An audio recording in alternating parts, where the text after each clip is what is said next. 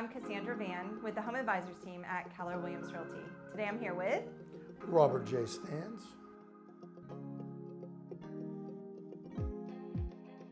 and today we're going to be focusing on the quiet title portion of his practice. So in simple terms, can you tell us what quiet title is? Quiet title is a legal proceeding to determine ownership of property.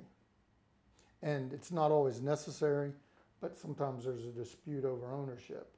And that's the most efficient way, absent an agreement between the parties, to come to a determination as to who is the actual owner. Why is it called quiet title? That's a good question. I checked my memory banks, and I've been practicing law for 25 years, actually over 25 years, and nobody's ever asked me that before. And I decided to check Black's Law Dictionary, which is probably the only book that I really like out of all the books I have, but I couldn't find it. Somebody took it, my legal dictionary, and it's all online now. So I grabbed my law school book, which I still have, and looked up quiet title. Okay. There was only one page in this entire book, and it was virtually useless. It's a sentence in this entire law book from property law and law school. Oh, wow. So really, there's no good answer why it's called quiet title, but what happens is there's encumbrances and liens and what we call clouds on title. So if it's clouds on title, then why isn't it called unclouding title? Yeah. Well, some people have said that, but really, picture Tom, Dick, and Harry fighting over the property. It's mine, it's mine, it's mine. And you go to court and the judge says, quiet, it's Johnny's. So that's something I made up. It sounds better than nothing in the law book, but it actually is to determine who the actual owner is. And it quiets title against all other liens and encumbrances and ownership interests. Got it. How did you get involved in handling quiet title cases? Okay. Well, I start out in real estate transactions, and generally they're not necessarily complicated, but then sometimes when you get your title commitment back, which you're familiar with, it'll have a list, a long laundry list of all the things that have to be fixed. Satisfaction of lien, quit claim deed from John Doe. Well, who's he? Resolution of dispute. And I'm like, what is this? And you find the document and you look at it, and then you call the underwriter and say, why is this on here? Well, it has to be cleared from title. Well, what do you suggest? They said, look in your title notes. And I'm like, my title notes? So I brought props. Okay. So here's the title notes. Oh, So wow. if you're a title agent for Attorney's Title Insurance Fund or Old Republic, you're familiar with those. They're all online now. But when I was a young attorney, that was right up there with Black's Law Dictionary, looking in there because every scenario you could think of would be in there. And it would tell you what you need to do to fix something. So if there's an old lien, the easiest thing is a release of lien. But the only person that can release it is the lien holder. But what if the lien holder died? So now you might have to open a probate because the family's the holder of the lien. And really it was a transaction that I was involved with that probably got me involved in this because I didn't do this type of work, but then somebody I know did, and I referred the case to them and they made some money doing it. And I'm like, well, I could do that. I mean, that's how it is with a lot of lawyers is I could do that. And over the years, I've probably handled, dozens of these things. Yeah. Or been involved in it because somebody else sued somebody I know. And it's an absolute necessity if you're going to be in real estate litigation to know how to do a quiet title action. So who's most likely to need quiet title? Investors, homeowners? Where do you see it most commonly needed? It's usually investors or a potential homeowner that wants a good deal and it sounds too good to be true, Okay. or an existing homeowner that thought they owned the property because when mom died, it was supposed to go to them. But they didn't know to look in the public records. It's still in mom's name. So they probably have to call an attorney and say, how do I get the property in my name? And sometimes they'll say, well, I have mom's power of attorney. I said, well, where's mom? And they say, she died. I said, well, the power of attorney died with her. So you have to do a probate. And then you might find out, unfortunately, and you ask these questions. I'm becoming very good at asking questions over the years. Do you have any siblings? Yeah, I got 2 sisters and a brother. And this was your mom's homestead? Yeah. Okay, now we got 4 owners. By law, the homestead passes to lineal descendants. So now we got a problem. They've been living there all these years. I said, well, can I get the property? Maybe. File quiet title action. Have you been paying the mortgage? Yes. Have you been paying the taxes? Yes. Have you made improvements? Oh, I put $100,000 in the house. Okay. We could probably keep you in the house because you might have to bring a quiet title action against your siblings, but you have the right, because it's inherited property, you have the right to buy them out. So let's say the house is really worth $300,000 and you've put $200,000 into it. Well, if it's worth $300,000 and there's 4 of you, that's $75,000 each. So you've already put all that money into it. The portion you have to buy them out is less what you've put into it, less your portion. Oh, So- okay. But you're going to have to get a judge to agree. What situations usually require the quiet title action? When somebody finds out that they don't have good title to the property, then the question is what is good title? So in most instances, when you do a closing, you see a warranty deed or a special warranty deed. Sometimes people use a quit claim deed. If you ever hear somebody use the term quick claim deed, stop them in their tracks and say it's quit claim. There's no quick deed, it's quit claim. That'll be my crusade, is to make sure everybody properly calls it a quit claim deed. And a quit claim deed can give good title, and we'll talk about that later.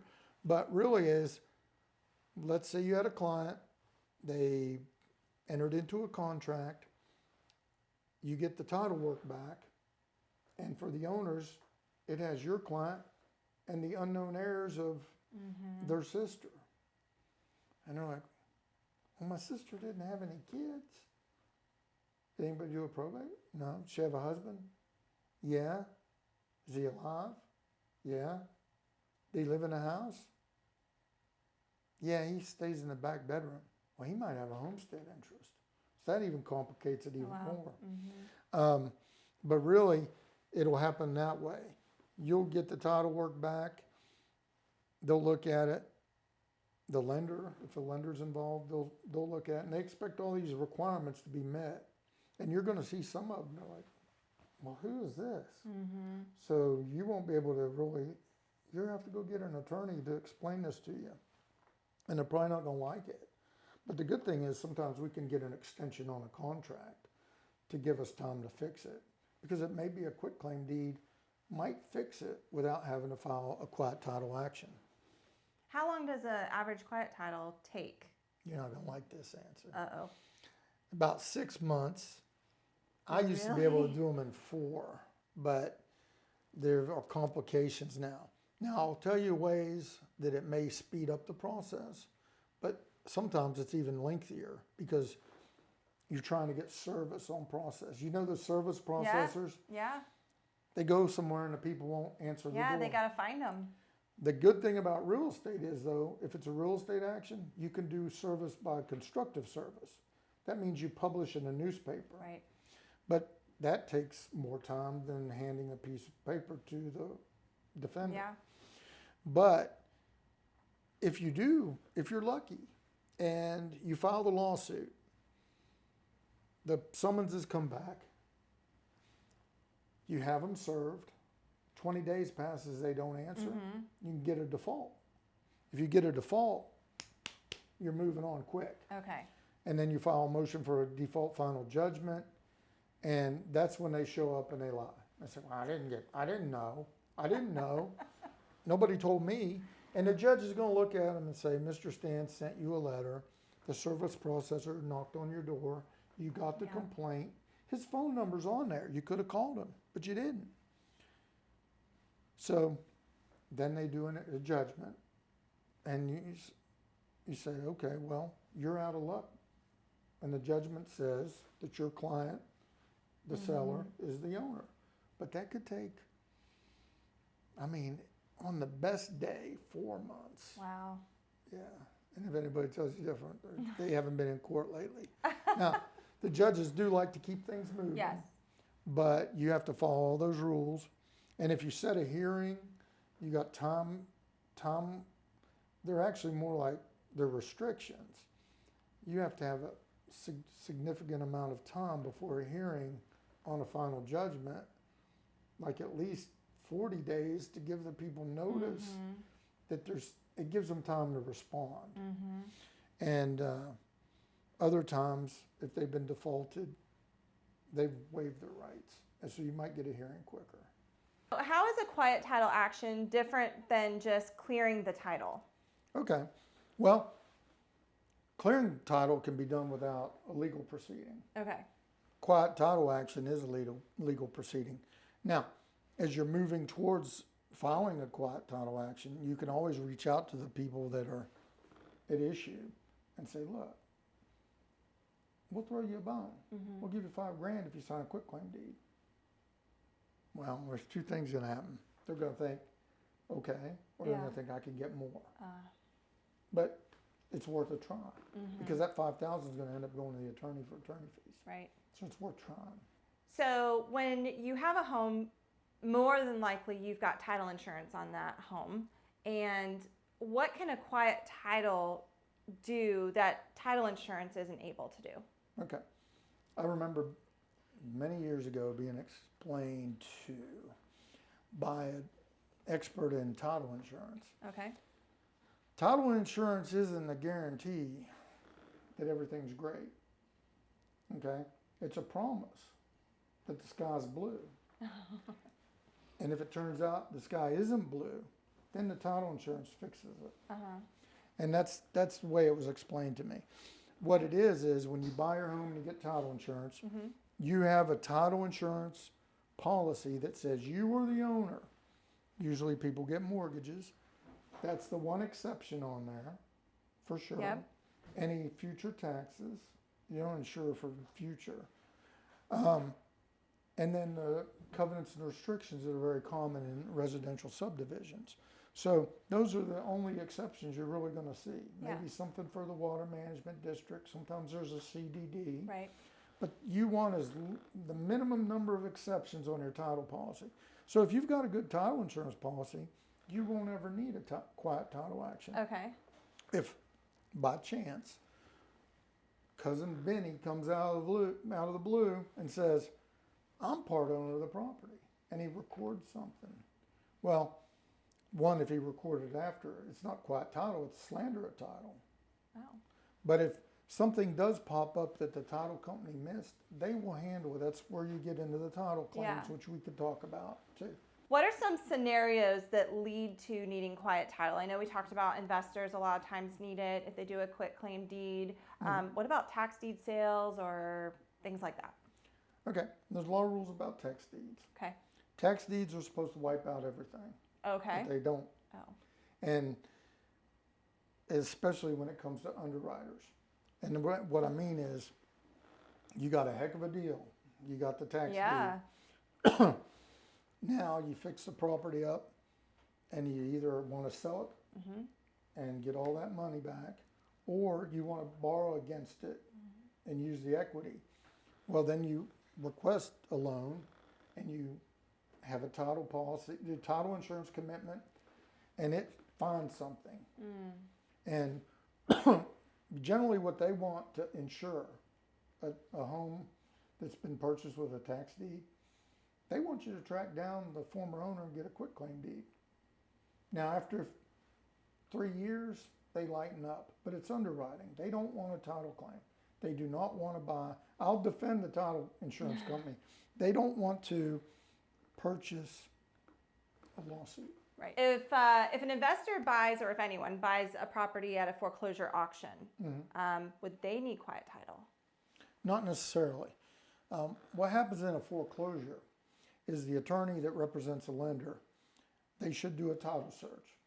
And it's everything really coming forward from when the mortgage was recorded, because they would have had title insurance before that. What happens is if the person that's the owner, the debtor that's being sued, if they have a common name like Al Williams or Al Smith or Joe Smith, there's probably 10,000 judgments in the public records. And I'm not exaggerating. A common name, you will find a plethora of judgments. So what you have to do, you have to make sure that's not them.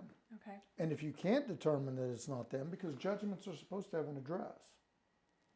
Some judgments even have a birth date. Right. So you try to weed them out, but if you're in doubt, you Include can't leave them out. Yeah. You include them.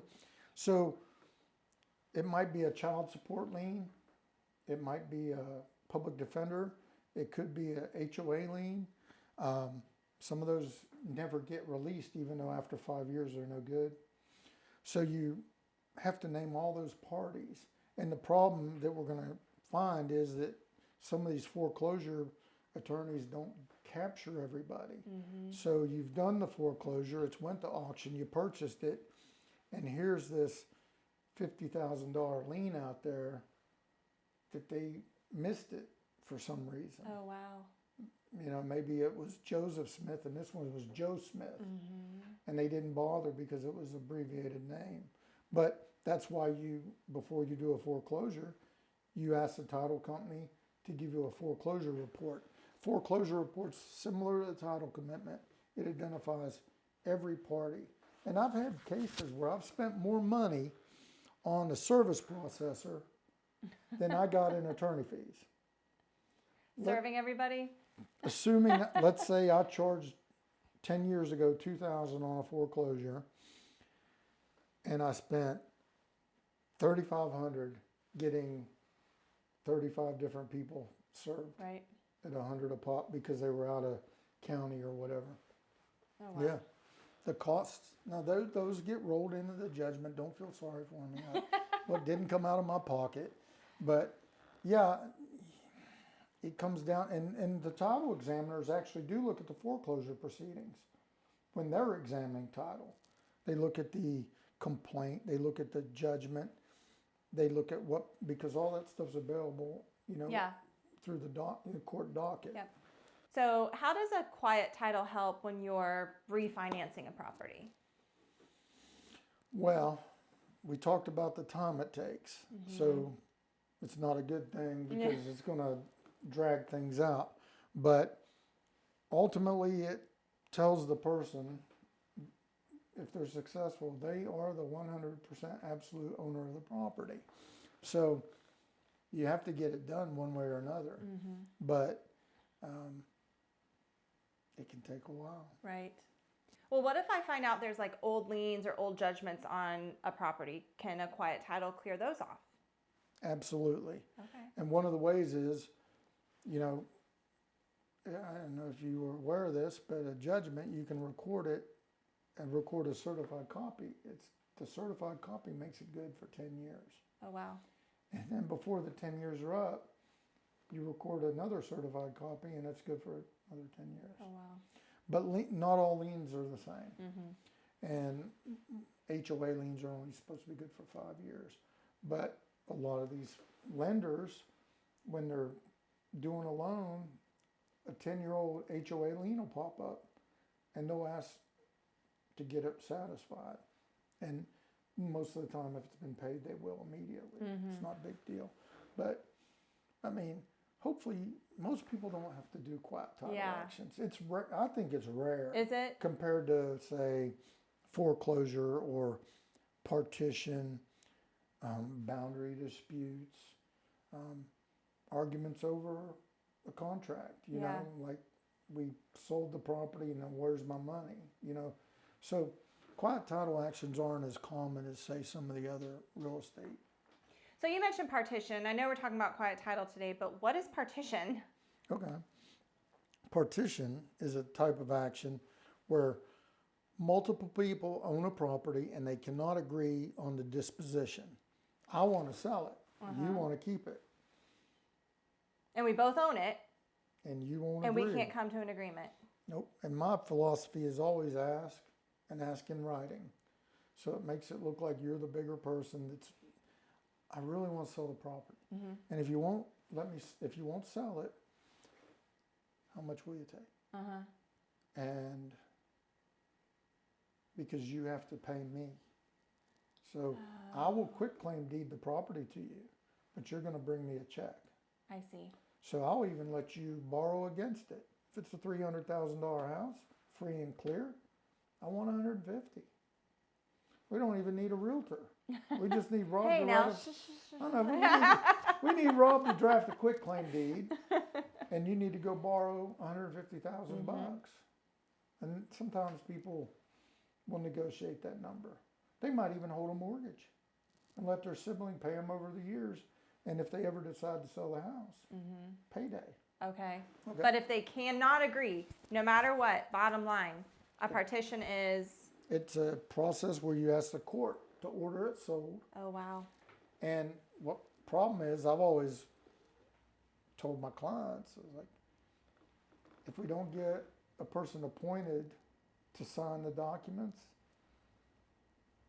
we're going to have a closing, and on the day of closing, your sibling's not going to show up. Right. So what they do is the court will appoint what's called a special magistrate. And there's other names for them, but they really just hold the power to convey the property. They can enter into the contract with the realtor, the listing agreement. They basically take control of the property. Okay.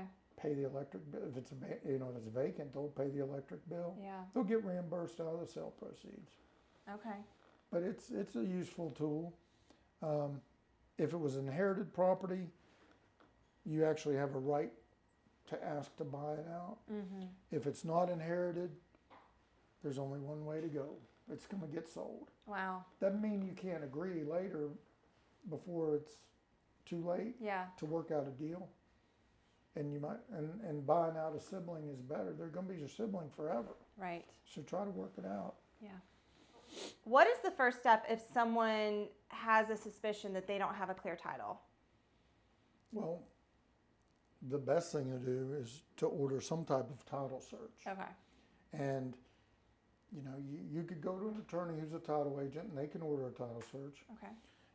Some people might ask a realtor friend and say, do you know a title company will do a chain of title or a title search? And they'll do that and they'll get the report and they'll look at it. Because you'd much rather know, you'd like to know now versus after you've signed a contract. Yeah. Okay. And then do you always have to go to the court for filing quiet title, or is that something that if I hired an attorney, they would do, or? Well, it's a lawsuit. So Okay. theoretically, somebody was savvy and found a copy of a quiet title complaint. Oh. They could do what's called pro se. But Oh.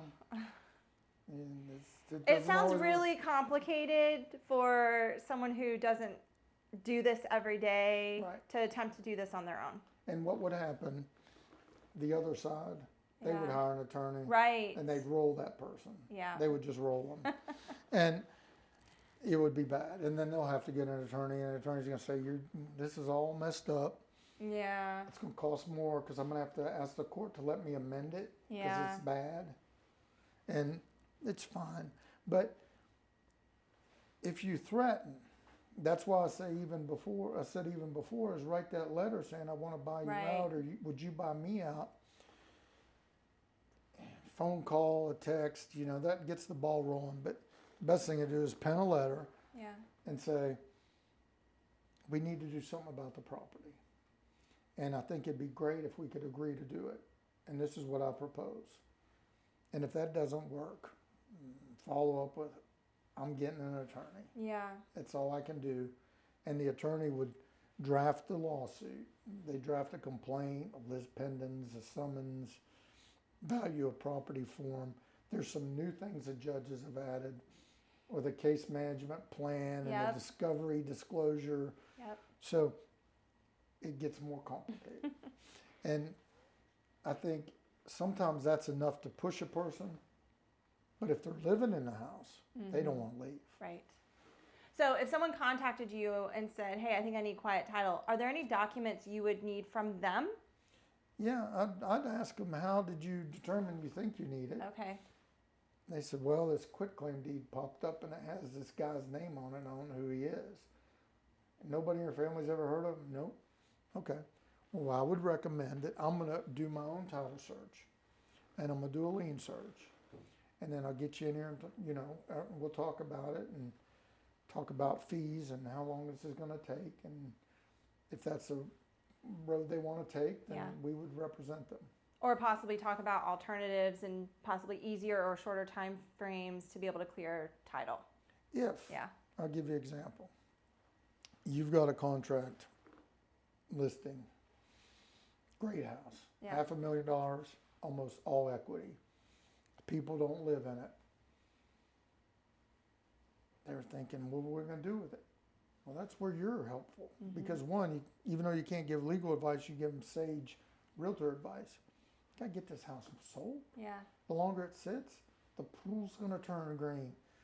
You're both going to make out. Here's my net sheet. This is a big check for you and a big check for you. Well, what do we got to do? It's like, well, let's sign a listing agreement.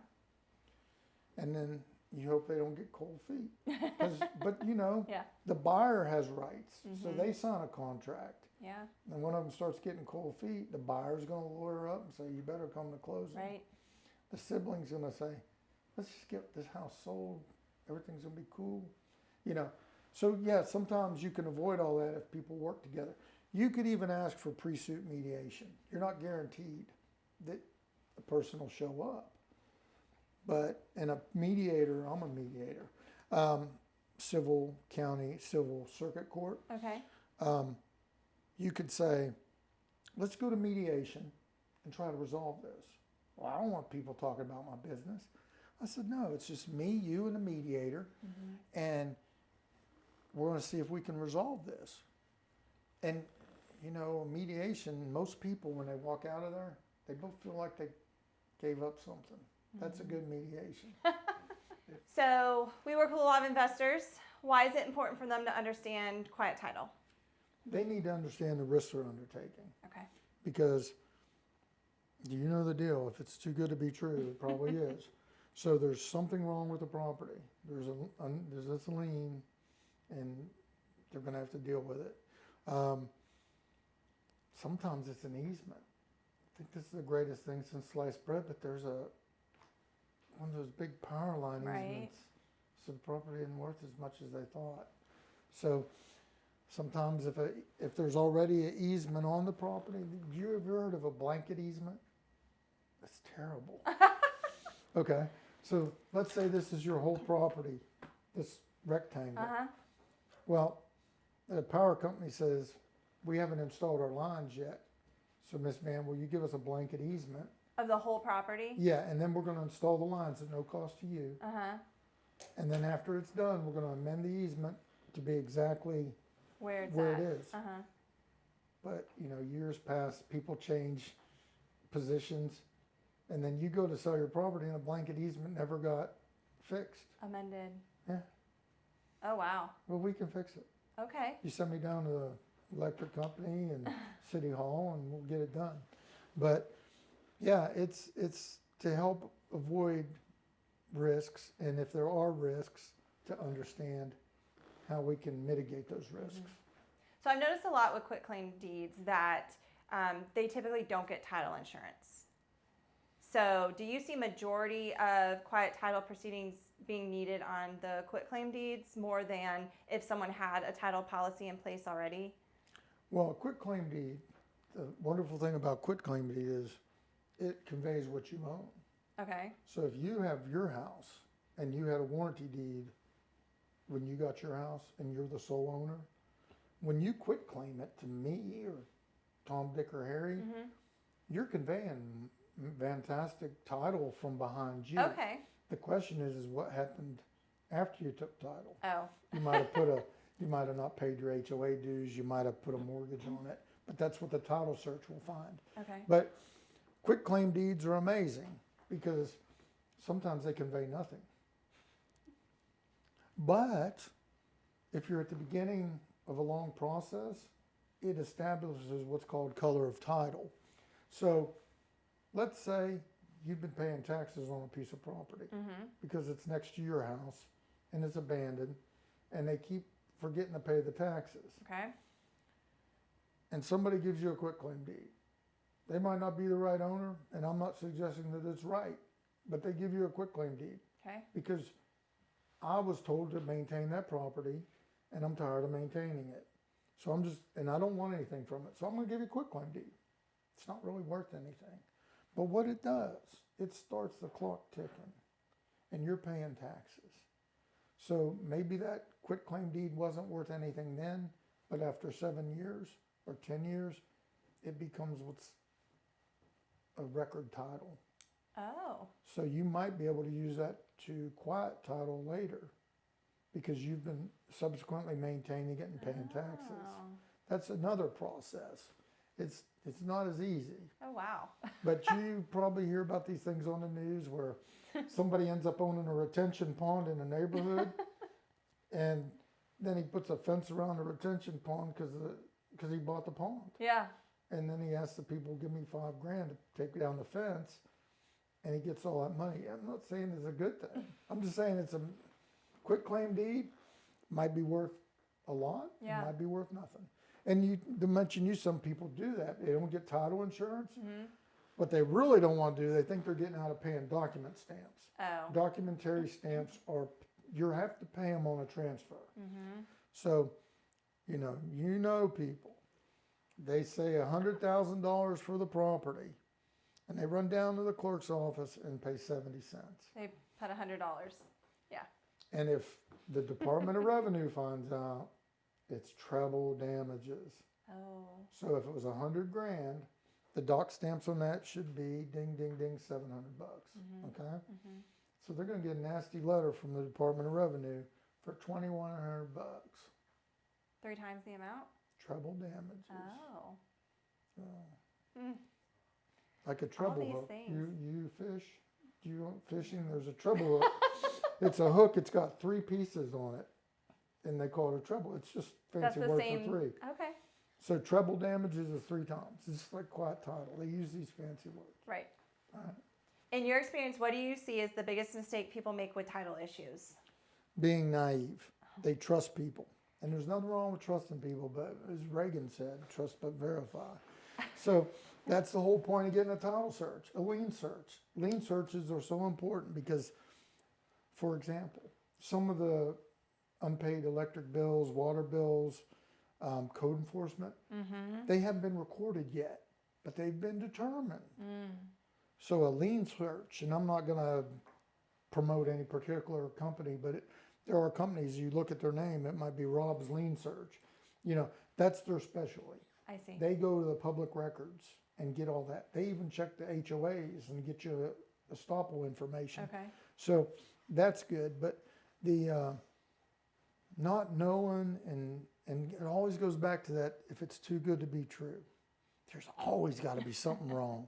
The house could have a really bad smell in it, when you turn the air on. Mm-hmm. Or with title, there's somebody lurking out there that has a lien, and maybe it's old and they hadn't recorded it yet. Mm-hmm. But then they hear their brother's about to sell the house, so And then they they pop record up. it. Yep. So true or false? I have a deed, so this means I have clear ownership. Yes, the worst answer that I got in law school is it depends. The professor would say it depends. And I hated that. It depends. And it's the truth. So a deed is as good as the warranties given. And obviously, if you have a warranty deed, the seller's warranting title. If you didn't bother to get title insurance Mm-hmm. and there's a problem, you can sue the owner, Okay. you know, because they warranted title. They basically told you everything was good. Mm-hmm. And, you know, their lawyer's going to say, well, why didn't you get a title search? I said, because I trusted them. Oh. So you're going to end up in court. But that's why, you know, people get title insurance, because that is a bona fide guarantee, as we talked about. Mm-hmm. You have the deed says you're the owner. If you got a mortgage, it says Truist or Regions is the lender. The HOA has a right to enforce the declarations, and that's about it. So, to make a long story short, which is very difficult for me, because I guess I like to talk, you know.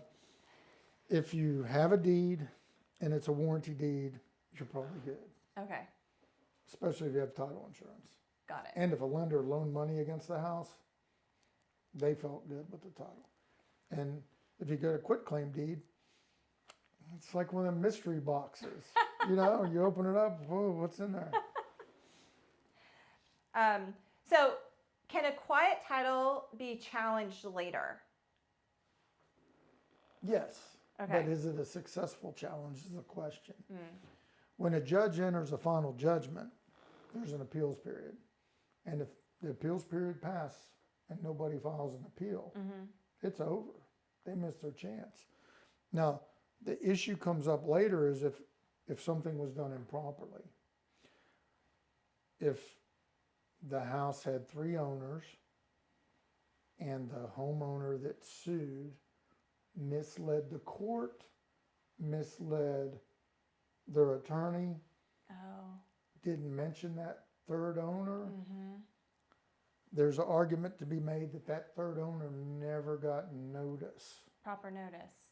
Yeah, but again, because a final judgment was entered, they're going to have a tough time. They're going to have to come in and ask the court to set aside the final judgment based on fraud, Oh. mistake, and there's time limitations on that too. So, you know, when you talk about quiet title action, the minute you think you have a problem, get to a lawyer, Okay. have the lawyer review it, and if it needs to be fixed, get it fixed, because you don't want it to fester. And Right. you know, I'll tell you, the horror stories are where people don't do anything. They inherit a house, and there's 5 or 6 siblings, Mm-hmm. and it's a homestead. Mm-hmm. And then some siblings pass, but they had kids, Oh, wow. and their kids have kids. There's cases where there's like 40 owners. Wow. So that gets into what you talked about with some other attorneys about estate planning. Yeah. You know, make sure you get all your ducks in a row before the time comes. So that would mean everyone would have to agree to do the same thing. And they're not going to. And there might be probates that have to be opened Oh. for the people that are deceased. Yeah. It's tough. Wow. And that could take. Years.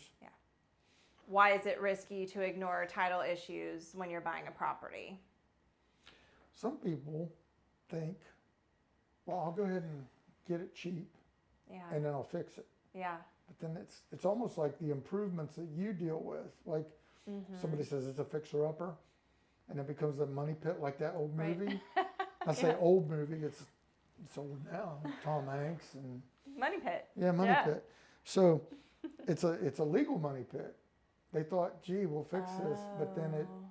swells. Yep. And as people want to fight, and some people are spiteful, and they'll spend money on an attorney just to make it more difficult, which is terrible.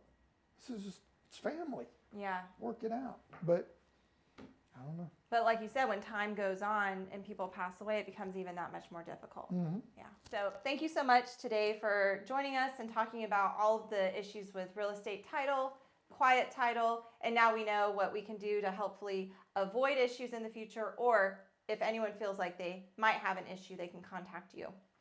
I'm Cassandra Van with the Home Advisors team at Keller Williams Realty. Robert J. Stans, the law offices of Robert J. Stans, PA.